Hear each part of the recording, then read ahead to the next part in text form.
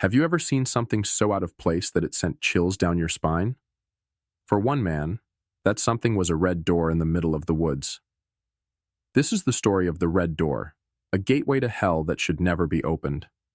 It all started when Mark, an avid hiker, decided to explore a remote trail deep in the forest. As he walked, he noticed something strange, a bright red door standing alone in the middle of the woods.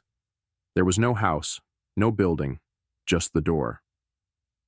Curiosity got the better of him, and he approached the door. It was old and weathered, with intricate carvings that seemed to tell a story. The air around it was unnaturally cold, and the forest was eerily silent. Against his better judgment, Mark opened the door. What he saw on the other side was something he could never have imagined. The door led to a dark, endless void, filled with whispers and screams. The air was thick with the smell of sulfur, and the ground beneath his feet felt like it was alive. Mark tried to close the door, but it wouldn't budge. The whispers grew louder, and he felt something grab his arm. He pulled away, but the door slammed shut behind him. He was trapped in the void, surrounded by shadows that seemed to move on their own.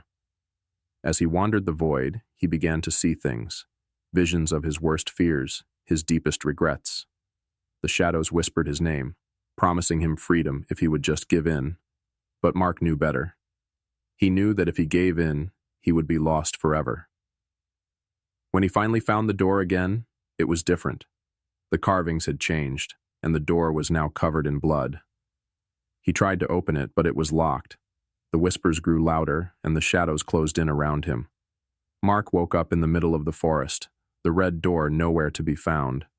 But he knew it was still out there, waiting for its next victim. And sometimes, late at night, he can still hear the whispers, calling him back to the red door.